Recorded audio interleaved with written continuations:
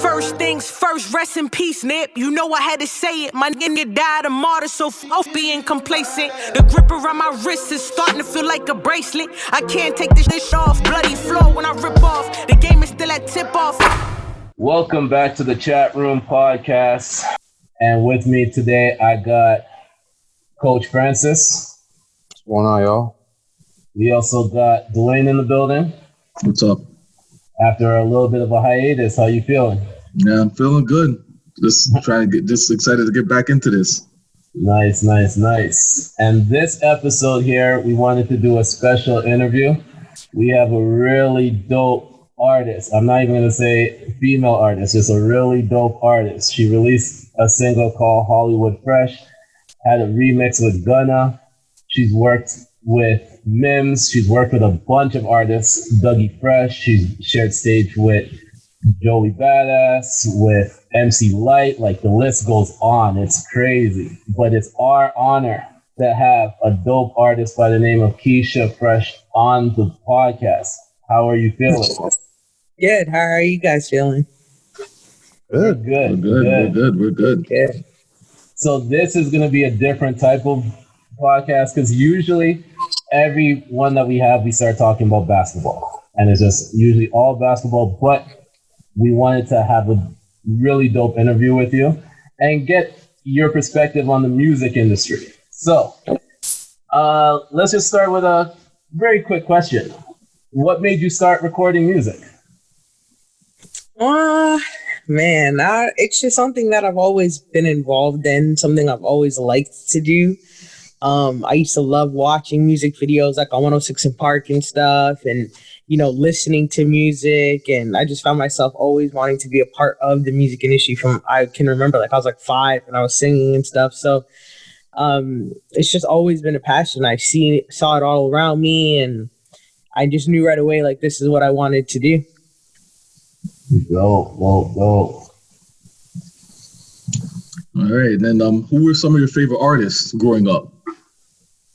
Some of my favorite artists growing up is MC Light, Queen Latifah, Bamadia, Jay-Z, AZ, Busta Rhymes, Missy Elliott, Bon Jovi,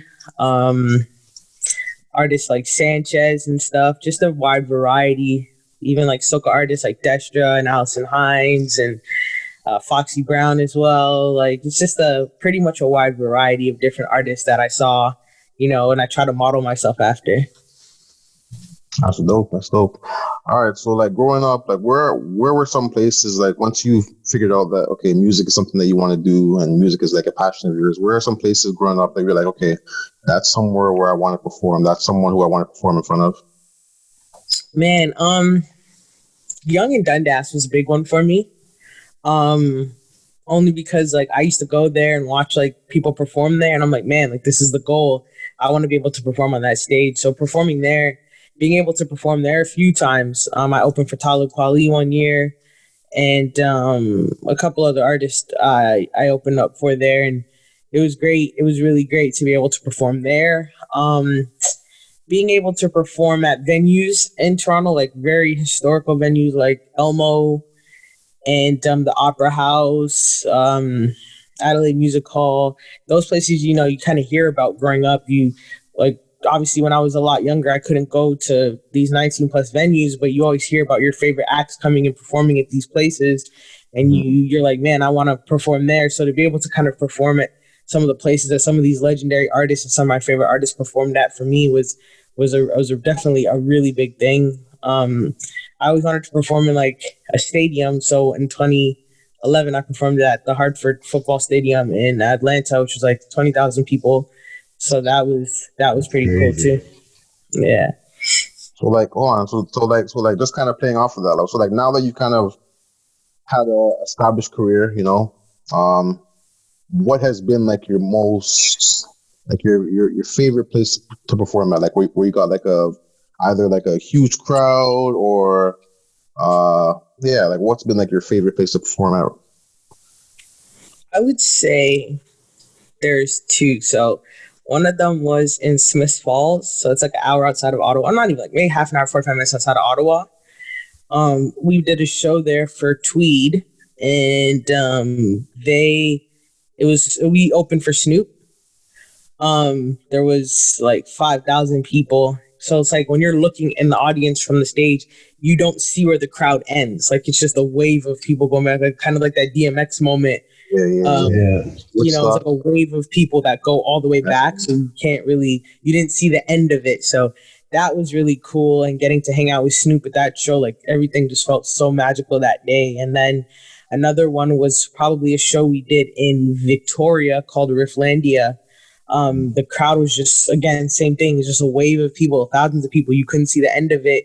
And it was at nighttime and there was lights. It just looked like a show that you would see like Travis Scott perform at or like Drake or something. Like it was big. The stage was huge. And it was just like, it just felt like a real like live sold out, concert kind of festival that you see online, like Rolling Louder, one of those festivals was like that. Like it was just really crazy. So those two stand out to me.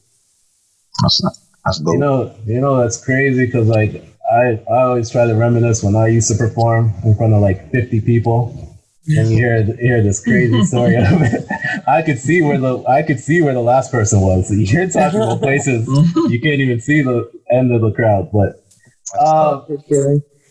so like since you started performing and recording and all that great stuff, what has been some of your biggest accomplishments?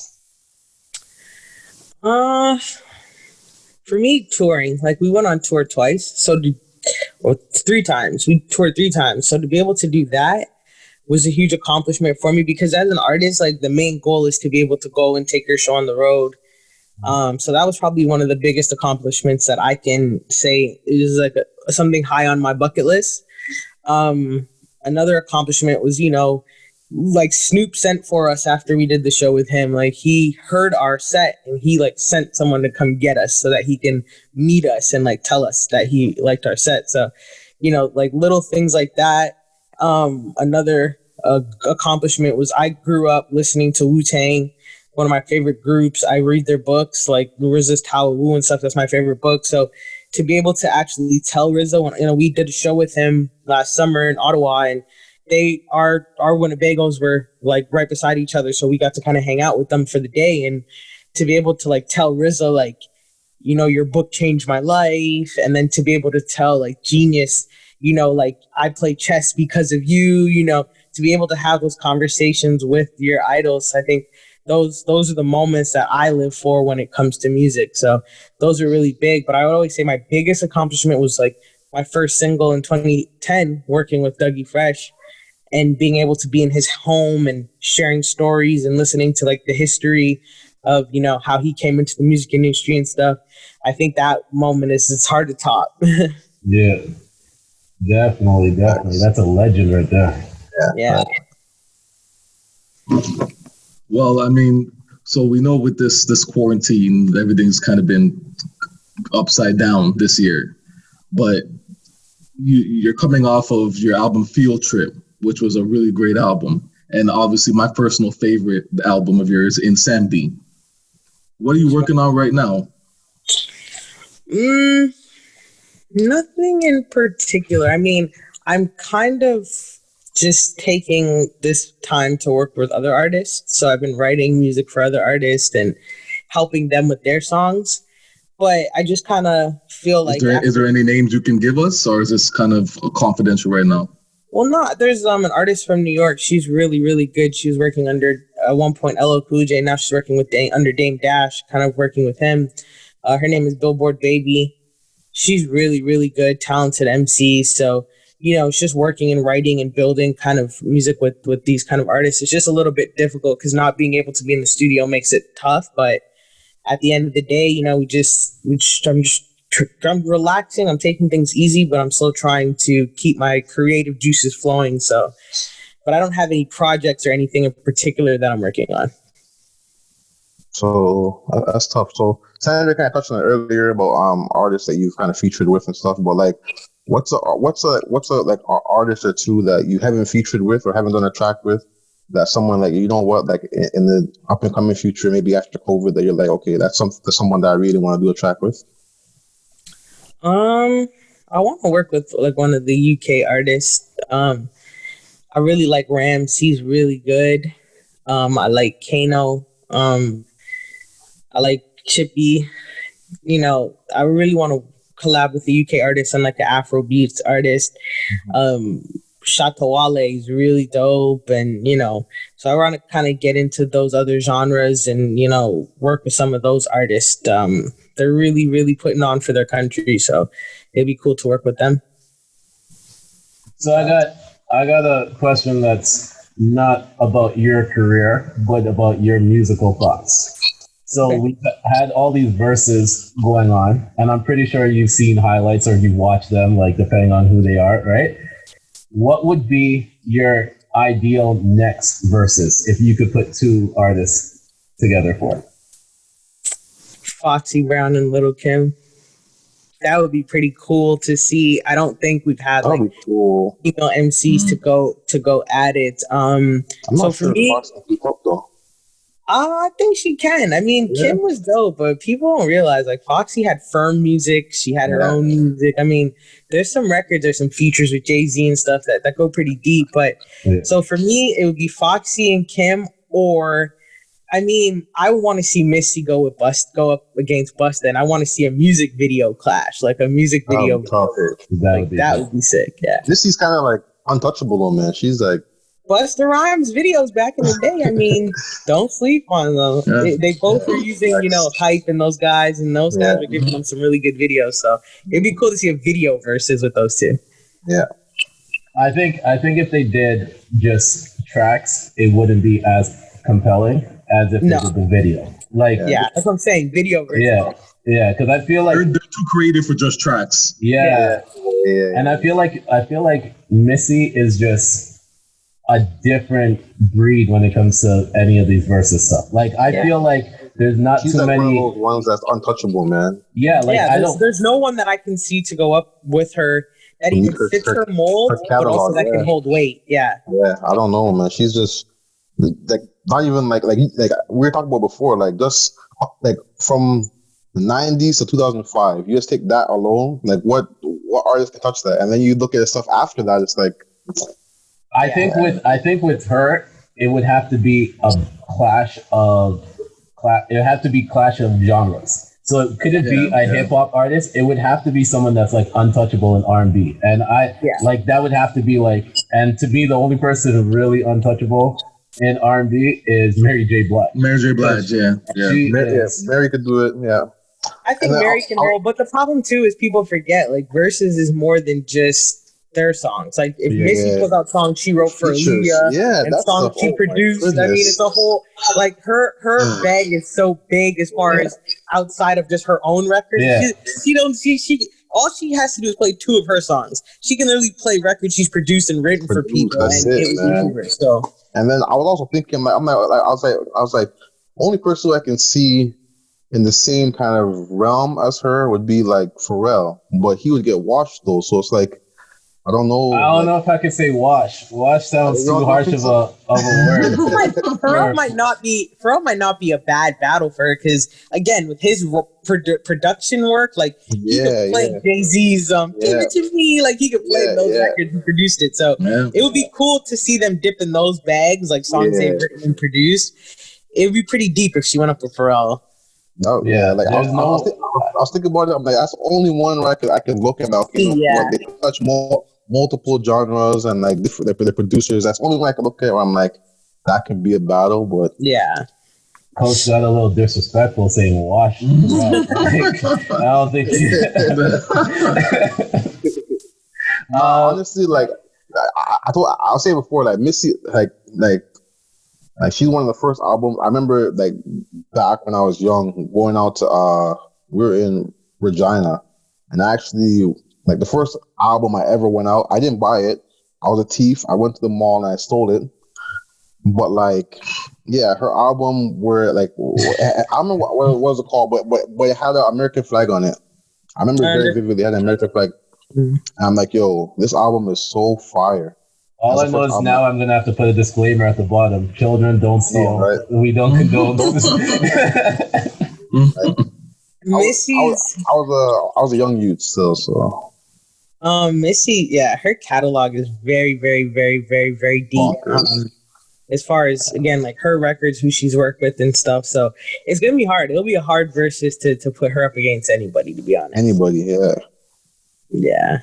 They were hinting at Sade versus Anita Baker. Would you watch that? I would watch it because Anita Baker is one of my favorite singers. I was never a huge Sade fan. Like I like her and I understand why people do. I was just never like a huge Sade fan. So, you know, I'm a big Anita Baker fan. So, yeah. But I know Sade has the depth in her catalog. So, Anita's got, you know, Rapture, but, you know, I don't know how deep her catalog goes. And I think that's the tough part when you're doing verses is you have to match catalogs. And there's some people whose catalogs are very deep and there's some people whose catalogs aren't deep. So it's fair matchup sometimes when someone only has one or two albums. You know what I mean? So yeah. That's true. Yeah, I mean, I don't think that would be much of a versus more than it would just be like just a vibe. Yeah, just a vibe. Yeah, celebration. This is a celebration of music. That's all. Yeah, like that's what they've all become. They've all become a celebration of music. That'll be like have your incense burning and have your stuff on stage, you know. Have your wine and stuff, you know. I'm gonna be in there with all the old folks just vibing. I'm gonna get vibing. I can't. I really can't put pressure on my right leg, but I'm still gonna attempt to two-step. Like I'm a two-step with a crutch. It's okay. That would be like something you put on at the barbecue. Oh yeah, rock. Yeah, it's there rock. That was kind of like how the Erica and Jill Scott one was. Yep, exactly. Yep. Yeah, very chill. Yeah, yeah. So feel like that. It has to be on a Sunday night though.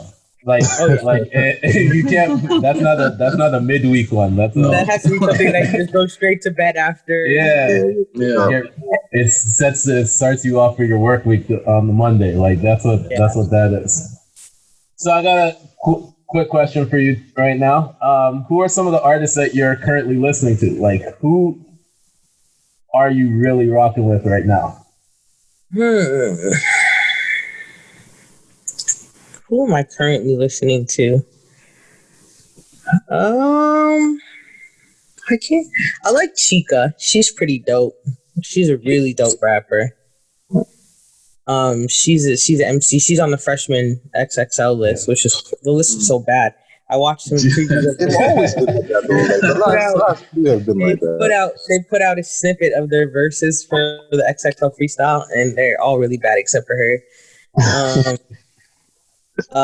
So yeah, definitely listening to her a lot. There's a young. I like Roddy Ricch. I like him. I think he's really good. He's dope. Yeah, I like him. He got, I don't know, like he got that music that as soon as you hear it, you're just like, okay, I fuck with this. Like, just some music you put on, you're like, I don't know who this dude is, but his music has a feel to it, you know? Yeah, for sure. He could put together records, which is what I like, but I can't really say I'm listening to any particular artist right now. No one really jumps out at me. I'm not like, I just listen to like a lot of old school stuff, and I keep my playlist very diverse. So it's no one in particular. All right. Do you have any advice for any upcoming artists? Yeah, the one important piece of advice is, to learn how to barter. When you're in the music industry and any industry, not all the time can we afford the things that we want or that we need to advance our careers. So learn how to trade your skill to get what you want. If it's sweeping a studio just so you can get recording hours later in the day, then, you got to do what you got to do and, trade your labor and get the studio time or get, into meetings, whatever you have to do to, kind of trade your labor and push yourself forward, I think is a very important piece of advice for artists, to up and coming artists. Also, just be yourself, stick to who you are. A lot of these young artists are trying to ride everybody's sound, but then when that sound dies, so do they as an artist. So, find your own kind of lane and just kind of stick to it because that's timeless. So. Yeah. That's so true. That's so true. Dwayne, Coach, you guys got any more questions? No, I mean, we good. that was good. We covered a bunch of stuff, and I was interested, man. I enjoyed it. Thank you. Yeah. Thank you, guys. Thank you, Keysha. So, do you? We're gonna give you a chance to plug anything that you want to plug at this point: social media, music, where they can find you, all that stuff. So.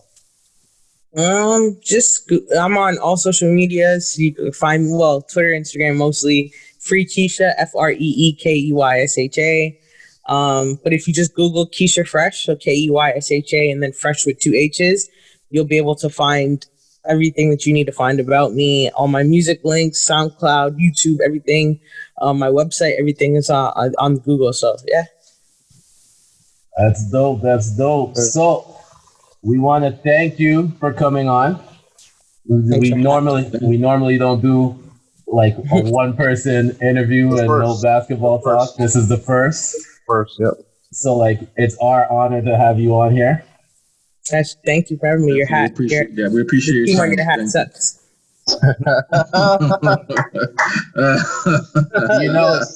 I was just trying to like big you up and everything, and I felt that little shot just hit my heart. Like, Jackie, we had to say it. Can I ask you why you don't like my team? You gotta be a Saints fan. First and foremost, let me just make sure I'm clear because I don't want to be disrespectful. Is that a Falcons hat? Yes, that's it. It's a big. And you really want to know why I don't like it? Yeah. How do you blow a Super Bowl? Yeah, down. How do you blow 28-3? How do you blow that lead in the Super Bowl? That's like cutting up some old wounds right now, man. All right, like what happened was there was the coaches didn't call the right plays, and you had Julio Jones catching the ball from one of the supposedly greatest quarterbacks in the league. Sad. Okay, I'll be honest. I became a Falcons fan when Mike Vick was on the team. Okay, that's fair. I've stayed a Falcons fan. Once I'm a fan of a team, I stick with that team. So like Matt Ryan wasn't a selling point to me at one point, but like we had Julio, we had Tony Gonzalez at one point. Yeah. So we had a few players. So and I just stayed with the team. I don't switch. So I get it. I get it. I'm the same. I'm the same with the Patriots. So I get it. Oh my Lord. I get it. I really don't know where to go from this point here. I didn't think we were gonna have our first Patriots fan on this show too. So. First. It's an episode's the first. But thanks for having me, guys. Yeah, no, this was dope. Anytime you drop any more music and stuff, you always have a free invite to come on here to plug it. And for sure. We release a Chatroom podcast every Tuesday. So perfect. Thank you. Thanks, guys. Thank you. Right. Have a great one. See ya.